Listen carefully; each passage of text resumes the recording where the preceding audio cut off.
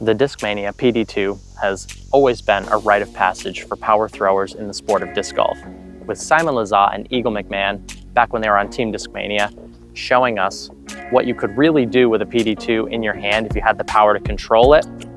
Basically made everybody want to try one back in the day. Now we've got the new reinvented S-Line PD2 from Discmania, and cool enough, I've actually got an old PD2 from my old collection to compare it to today. I've got this old S-Line PD2 with a cool New World bottom stamp on it, and we'll be comparing it to this nice aqua blue PD2 in the new S-Line plastic. And if we look at the profiles, the old S-Line and the new S-Line are actually quite similar in shape, and I anticipate they will fly largely the same. I do think the old S-Line is a little bit domier, so I'm curious to see if it actually goes farther. But this one's got a nice heartbeat to it, which I've always been partial to on my backhand distance drivers. Not quite as much on forehand, but on backhand, I always found I could throw farther with domier drivers. This one doesn't quite have the pop top it used to have, but it does feel like it's going to be incredibly overstable. Coming in at a 12.404, this is the distance driver for the true power thrower, where nothing else can stand up to how hard you throw. The PD2 is stable enough basically for everybody. Anyway, let's give it a throw. We'll throw the aqua and then we'll throw the orange one.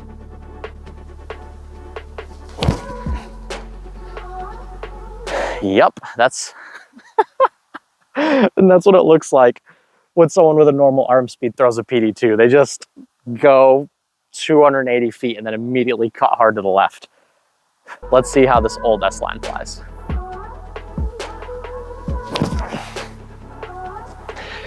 Definitely getting a little bit more flip up, but still extremely overstable. Let's go grab them and we'll throw them back the other way. Definitely something notable on the first two throws. The old S-Line went about 40 or 35 feet farther than the new S-Line. And as advertised, PD meaning power driver. This is the driver meant for the power throwers. I throw around 60 to 64 miles an hour pretty consistently. And I think I honestly need to throw like 6 to 10 miles an hour faster to truly maximize on this disc. So to overcorrect, I'm gonna throw them on a little bit of anhyzer and see if we can get them to fly a little bit better than they did on those first two throws.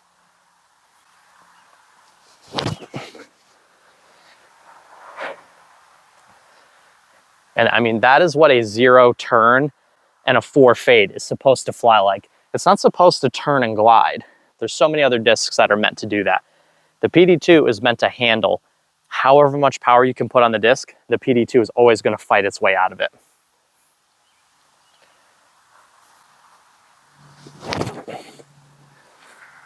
That one's definitely a bit glidier and goes quite a bit farther and is a little bit more manageable for me. And on backhand, the PD2 is probably a little bit too overstable for my arm speed. Where I think this disc is really going to shine is on these chop flex forehand lines, which the chop flex forehand is my preferred way to throw forehands. So we'll throw one more backhand with each and then we'll throw a few forehands and then we'll wrap the video up.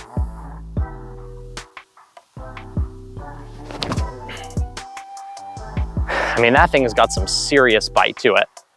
I think the pros that are throwing for Discmania, so Gannon Buhr, Alden Harris, Gavin Babcock, all of those guys are really going to love this run of PD2. They need discs that they can trust on those anhyzer angles, those flex lines, especially like Gannon Buhr.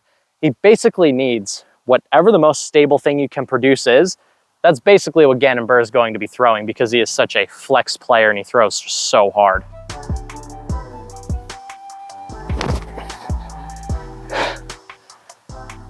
Like, I even think that the new PD2s are quite a bit more overstable than the old PD2s. And as you can see, the old PD2s are no joke, but that new PD2 is way more overstable than the old S-Line one. We can see the orange PD2 up in the distance over there. And then about 50 feet short of that, maybe 45, we've got the new S-Line PD2. And I'm not saying this new PD2 is bad. I'm actually saying it's a good thing that this run is this ridiculously overstable, because at a 12.404, this is exactly how you want that slot to fly. All right, I'm sure this is what everybody's been waiting for. I think a lot of you guys that throw PD2s are probably going to be throwing them on the force over flex forehand lines. So let's see how the new S-Line PD2 can handle a lot of angle, a lot of height and a lot of power.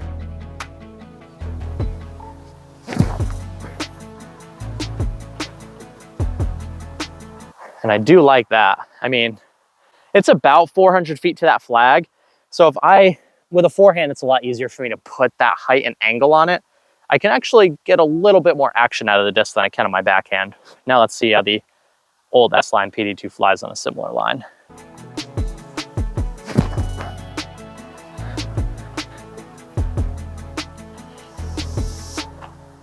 Oh, I just hit the flag. That was gonna skip way along the golf green. That old S-Line PD2 is actually a straight up bomber. All right, so we made it up onto the golf green with the new S-Line PD2. I think you forehand dominant players are gonna actually really enjoy the amount of stability here. I put that on about a 45-degree angle with a good bit of height on it, and I definitely just threw it over 400 feet, but it's just really hard for me to put that anhyzer and that height on the backhand lines. And then this throw is absolutely sick. The thing absolutely drilled the flag. Are we gonna call that, is that an ace or a hole-in-one? Comment down below, Frisbee to golf flag. Big chop suey on this one. Like a lot of power, a lot of anhyzer, a lot of height.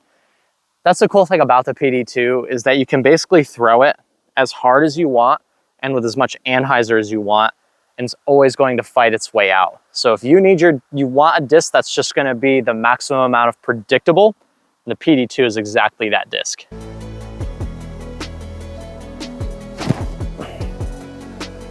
I mean, that is a smash.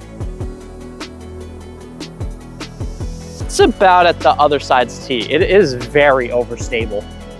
Any other disc, any other driver with that much anhyzer isn't fighting out of that. Like, that thing is not quite a tilt. The tilt is still a few ticks more stable than that. But as far as PD2s that I've thrown, that's one of the most stable runs of PD2 that I've ever thrown. So if you like a stable PD2, then that should obviously excite you. Now let's go with the glidey S-Line PD2.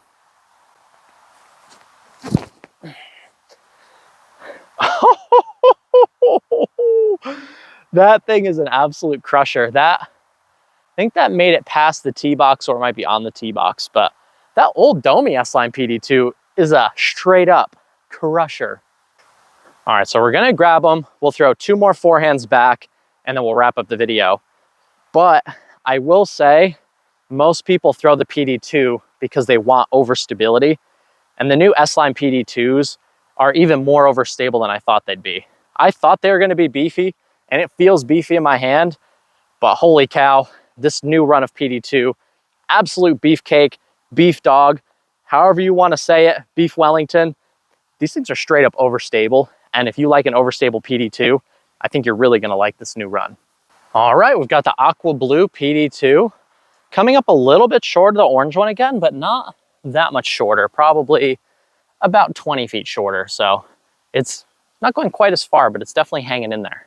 All right, last throw of this thing today. I'm gonna try and go even more angle, even more height. I'm gonna try and land it on the left side of the fairway. So I need to throw it almost on 90 degrees. That's how stable this thing is.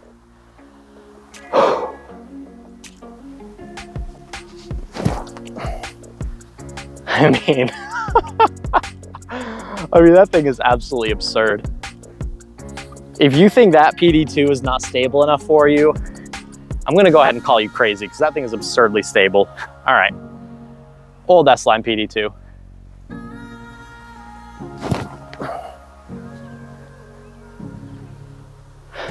That's smashed. So that, you can barely see that basket down beyond the golf flag. That's like 450 out, and I think I pretty much just parked it. So those old S-Line PD2s would be a great 1-2 punch with the new S-Line PD2s, with the new ones being substantially more overstable. For you die-hard disc maniacs out there, I've got a video coming out in the near future. I've got a Jackal Run FD, which was considered to be one of the most stable runs of FD. I got an FD2, an old Innova-made C-Line FD2. I've got the new FD1, and I've got a new FD3. So we'll be comparing the Jackal to the FD1 to the FD2 to the FD3. And if that's not some juicy OG Discmaniac content, I don't know what is. So make sure you subscribe, hit the notification bell, and I'll try and get that video out to you guys ASAP. Well, all right, guys, that is the new S-Line PD2 from Discmania. This thing is some serious grade A certified beef. This is a beef dog. This is a beef cake. As I said before, beef Wellington. This thing is overstable, and if you like a good overstable PD2, then this is the PD2 for you. One manufacturing difference that I do see from the old run to the new run is if you look right here, you can see these ridges on top.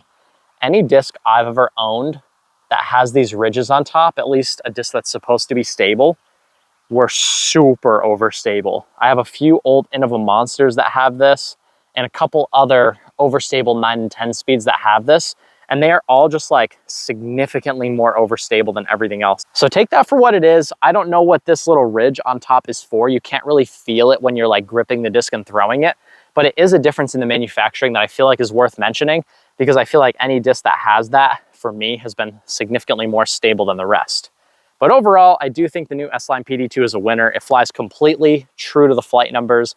Normally I nitpick flight numbers of most discs because I just don't think flight numbers are very accurate most of the time. But this is a true 12404. I should not be able to get this disc to pop up and turn like I do the old PD2s. This disc flies exactly as advertised, and I'm actually impressed from this drop from Discmania. All of you overstable PD2 lovers are absolutely going to enjoy this disc.